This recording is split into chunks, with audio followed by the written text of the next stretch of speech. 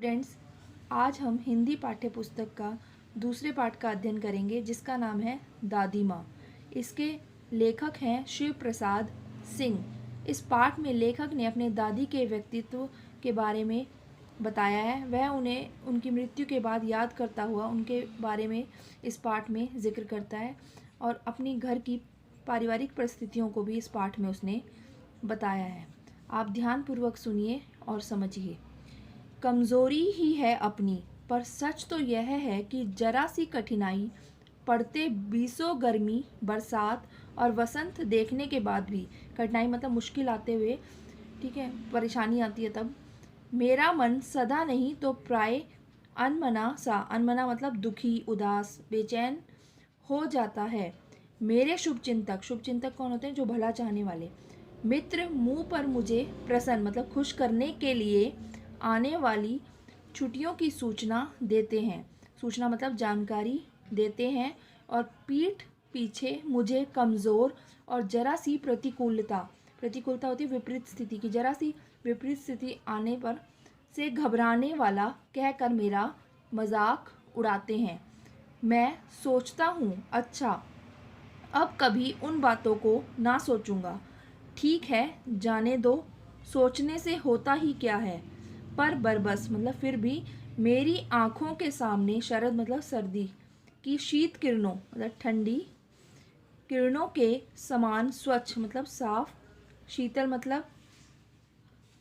का मतलब होता है ठंडक पहुंचाने वाला, किसी की धुंधली छाया मतलब कम दिखने वाली, मतलब हल्की सी जो परछाई आती है वो ना छूटती है।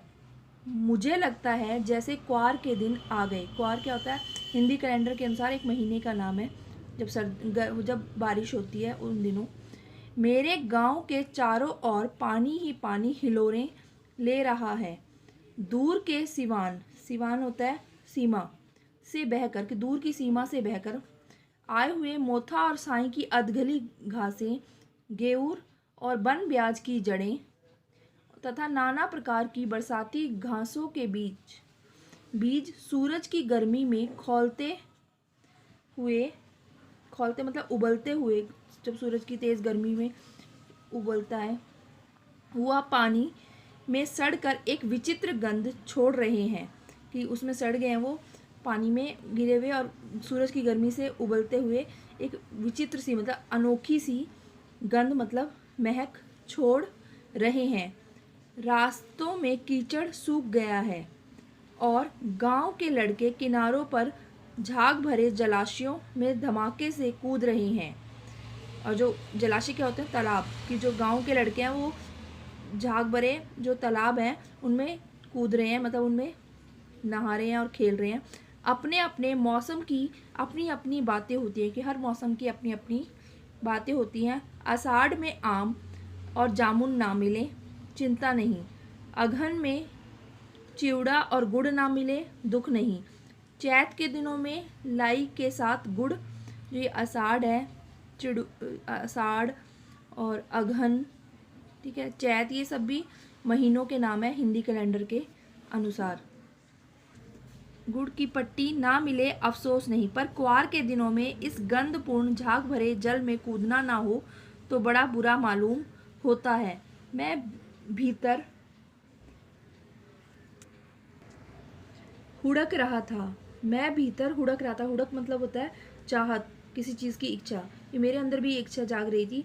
दो एक दिन ही तो कूद सका था, कि 2-1 दिन ही मैं उस पानी में कूद सका था। नहा धोकर बीमार हो गया, कि मैं फिर बीमार हो गया। हल्की बीमारी ना जाने क्यों मुझे अच्छी लगती है।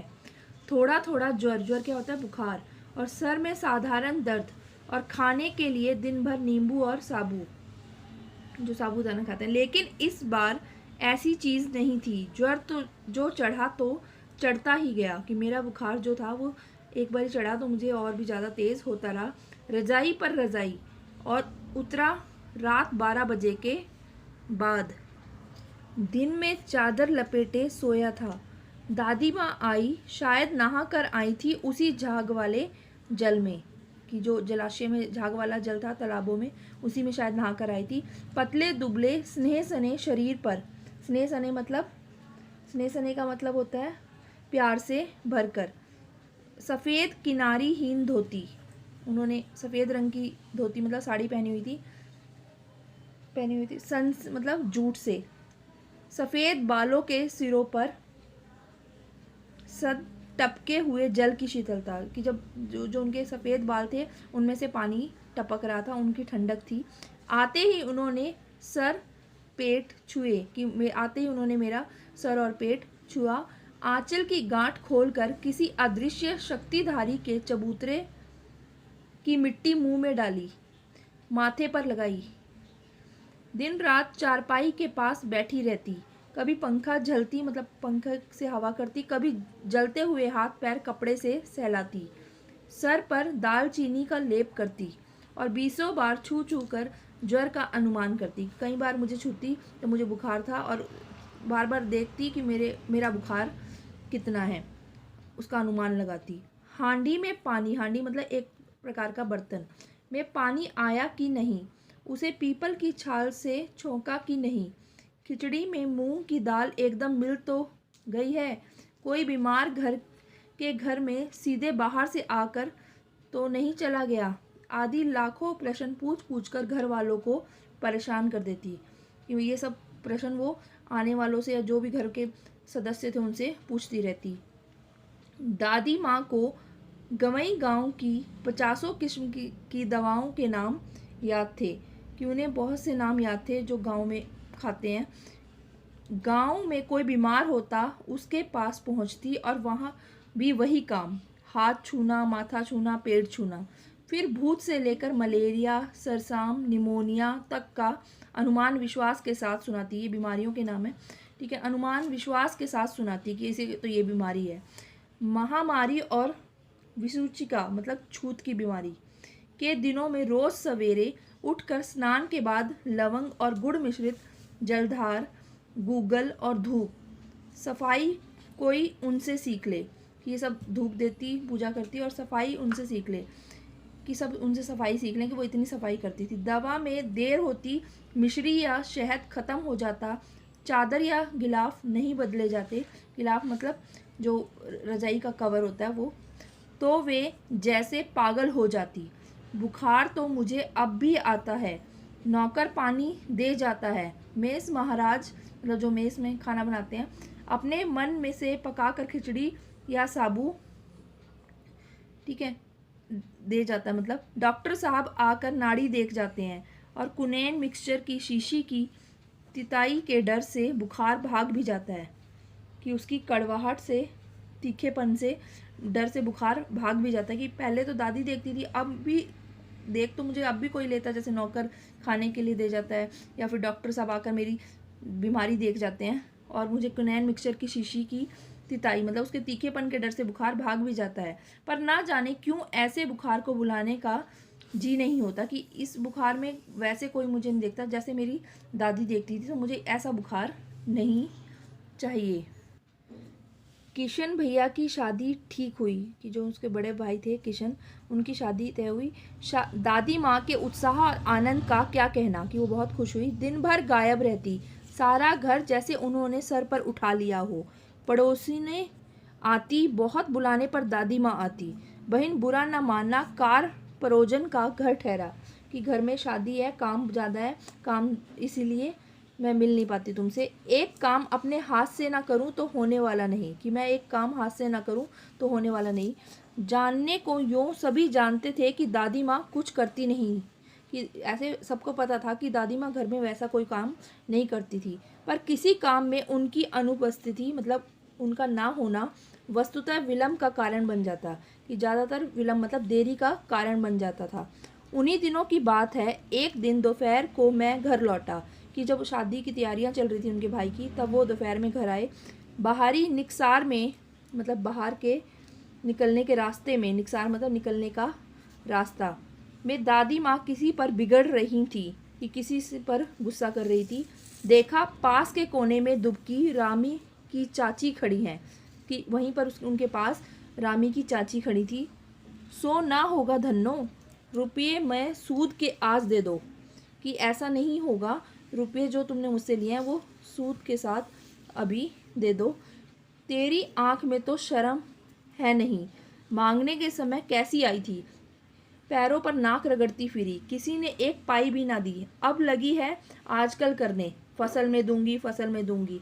अब क्या तेरी खातिर दूसरी फसल कटेगी? कि वो उससे अपने पैसे दिए हुए पैसे मांग रही थी और वो उसे कह रही थी कि पहले जब मांगने आई थी तब तो नाक रगड़ने के लिए भी तैयार थी पैरों में, और अब कह रही, बार बार बहाने लगाती है कि फसल में दूंगी फसल में दूंगी। दूंगी मालकिन। रामी की चाची रोती हुई दोनों हाथ से आंचल पकड़े दादी माँ के पैरों की ओर झुकी। मतलब जो रामी की चाची थी वो पैरों की ओर झुककर उसने उसको कहा कि मैं दूंगी। बिटिया की शादी है, आप ना दया करेंगी तो उस बेचारी का निस्तार कैसे होगा? कि बिटिया की शादी है, कि अगर आप नहीं देंगी पैसे तो उसका उद्धार कैसे होगा, मतलब उसकी शादी वो कैसे कर पाएगी। हट हट हट हट, अभी नहा कर आ रही हूँ, कि अभी नहा के आई हूँ। दादी माँ पीछे हट गई। जाने दो दादी, मैंने इस अप्रिय प्रसंग को हटाने की गरज से कहा, कि जो अच्छा नहीं लगता, अप्रिय क्या होता है, जो प्रिय ना लगे, प्रसंग मतलब घटना, कि इस घटना को मुझे अच्छा नहीं लग रहा था, इसलिए मैंने उसे बोला कि बेचारी गरीब है, दे देगी कभी। मैंने दादी को बोला कि वो बेचारी गरीब है, कभी दे देगी। चल चल, चला है समझाने, दादी माँ बोली। मैं चुपके से आंगन की ओर चला गया। कई दिन बीत गए, मैं इस प्रसंग को एकदम भूल सा गया। एक दिन रास्ते में रामी की चाची मिली। वह दादी को पूतों फलों दूधों नहाओं का आशीर्वाद दे रही थी, कि शुभ आशीष दे रही थी वो उन्हें। मैंने पूछा, क्या बात है धन्नो चाची? तो उनके तो उसने विह्वल होकर कहा, मतलब बेचैन होकर, विह्वल मतलब बेचैन होकर कहा, उरिन हो गई बेटा। उरिन मतलब ऋण से मुक्ति, मतलब जो उसने ऋण लिया था उसकी दादी से, उससे वो मुक्त हो गई। भगवान भला करे हमारी मालकिन का। मालकिन कौन? जो लेखक की दादी थी उनको कह रही है वो। कल ही आई थी, पीछे का सभी रुपया छोड़ दिया, कि जो भी मेरे ऊपर कर्जा था वो सब उन्होंने माफ़ कर दिया। ऊपर से 10 रुपये का नोट देकर बोली, देखना धन्नो, जैसी तेरी बेटी वैसी मेरी, 10-5 के लिए हंसाई ना हो। कि जैसी तेरी बेटी ऐसी मेरी बेटी है, और 10-5 रुपये के लिए हंसाई ना हो, कि मतलब तू शादी में अगर कुछ कमी रह जाए तो मुझे बताना, मतलब इस वजह से तुम्हारी शादी में कोई कमी ना रहे उस तुम्हारी लड़की की, ठीक है। देवता है बेटा, देवता। उस रोज तो बहुत डांट रही थी। मैंने पूछा, लेखक ने पूछा कि उस दिन तो तुम्हें बहुत डांट रही थी पैसे लेने के लिए। वह तो बड़े लोगों का काम है बाबू, रुपया देकर डांटे भी ना तो लाभ क्या। मैं मन ही मन इस तर्क पर हंसता हुआ आगे बढ़ गया। किशन के विवाह के दिनों की बात है, कि जो उसके बड़े भाई थे उनकी शादी के दिनों की बात है। विवाह के 4-5 रोज पहले से ही औरतें रात रात भर गीत गाती हैं। विवाह की रात को अभिनय भी होता है। अभिनय मतलब नाटक। यह प्राय एक ही कथा का हुआ करता है। उसमें विवाह से लेकर पुत्रोत्पत्ति तक के सभी दृश्य दिखाए जाते हैं, कि विवाह से लेकर, शादी से लेकर पुत्र की उत्पत्ति तक के सभी दृश्य उसमें दिखाए जाते हैं नाटक में। सभी पार्ट औरतें ही करती हैं, कि सभी रोल जो हैं उस नाटक में औरतें ही करती हैं।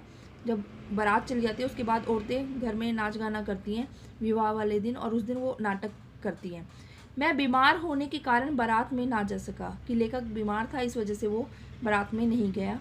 मेरा भाई राघव दालान में सो रहा था। दालान मतलब जो आंगन होता है घर का, उसमें सो रहा था।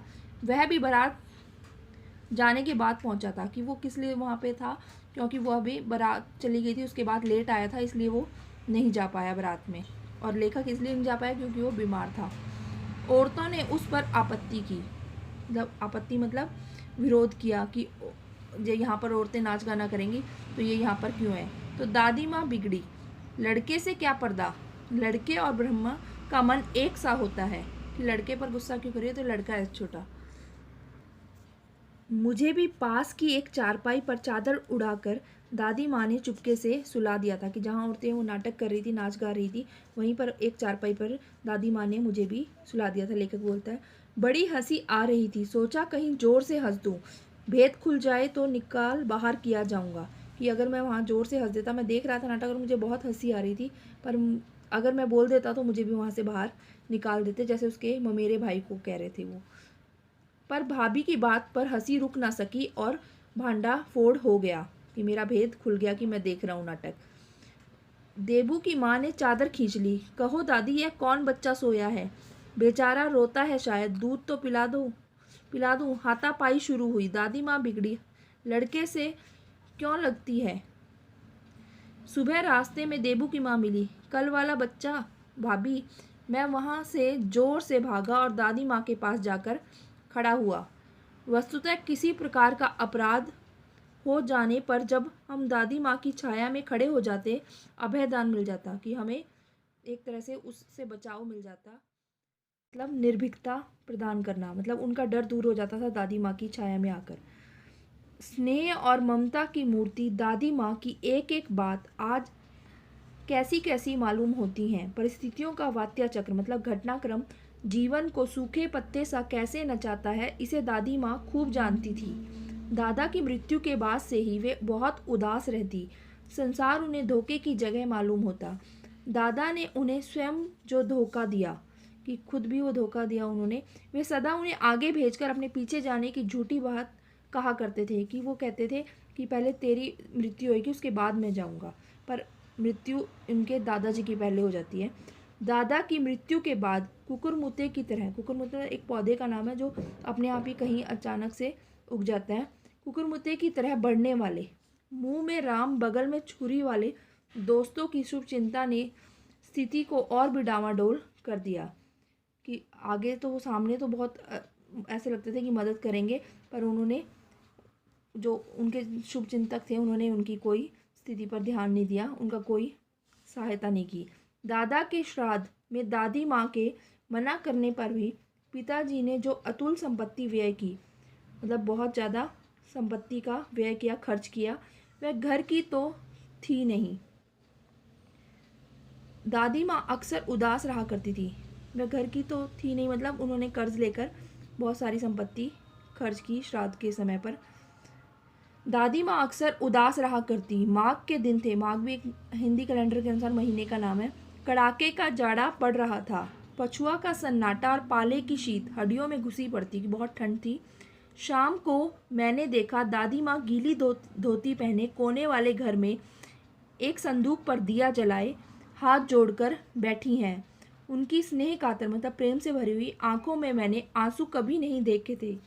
मैं बहुत देर तक मन मारे उनके पास बैठा रहा। उन्होंने आंखें खोली। दादी माँ, मैंने धीरे से कहा, क्या है रे, तू यहाँ क्यों बैठा है? दादी माँ, एक बात पूछूं, बताओगी ना? मैंने उनकी स्नेहपूर्ण आंखों की ओर देखा। क्या है, पूछ। तुम रोती थी। दादी माँ मुस्कुराई। पागल, तूने अभी खाना भी नहीं खाया है ना? चल चल, धोती तो बदल लो दादी माँ, मैंने कहा, क्योंकि उसकी धोती गीली थी साड़ी, इसलिए लेखक ने कहा, दादी माँ धोती तो बदल लो। मुझे सर्दी गर्मी नहीं लगती बेटा। वे मुझे खींचती हुई रसोई में ले गई। सुबह मैंने देखा चारपाई पर बैठे पिताजी और किशन भैया मन मारे कुछ सोच रहे हैं, कि दुखी हैं और कुछ सोच रहे हैं। दूसरा चारा ही क्या है, बाबू बोले। रुपया कोई देता नहीं, कितने के तो अभी पिछले भी बाकी हैं, कि कर्जा बहुत है, अब आगे कोई रुपया दे नहीं रहा। वे रोने से हो गए, मतलब बहुत दुखी हुए और रोने जैसे हो गए कि रोएंगे अभी। रोता क्यों है रे? दादी माँ ने उनका माथा सहलाते हुए कहा। मैं तो अभी हूँ ही। उन्होंने संदूक खोलकर एक चमकती सी चीज़ निकाली। तेरे दादा ने यह कंगन मुझे इसी दिन के लिए पहनाया था। उनका गला भर आया। मैंने इसे पहना नहीं, इसे सहेज कर, मतलब संभाल कर रखती आई हूँ। यह उनके वंश की निशानी है, कि उनके वंश का चिन्ह है। उन्होंने आंसू पोंछकर कहा, पुराने लोग आगा पीछा सब सोच लेते थे बेटा, कि पुराने लोग आगे आने वाले परिस्थितियों का भी ध्यान रखते थे। सचमुच मुझे दादी माँ श्राप भ्रष्ट देवी सी लगी, मतलब श्राप से ग्रस्त देवी सी लगी। धुंधली छाया विलीन हो गई, कि जो धुंधली सी छाया परछाई थी वो गायब हो गई। मैंने देखा दिन काफ़ी चढ़ आया है।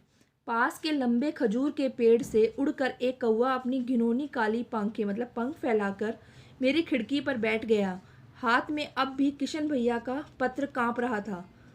काली चींटियों सी कतारें, मतलब पंक्तियां धूमिल हो रही थी, मतलब गायब हो रही थी। आंखों पर विश्वास नहीं होता। मन बार बार अपने से ही पूछ बैठता है, क्या सचमुच दादी माँ? नहीं रही कि उनकी दादी की मृत्यु हो गई। उनकी बातें वो सारे पाठ में, इस पाठ में उन्हीं की बातें, अपनी दादी माँ की बातें याद करता है।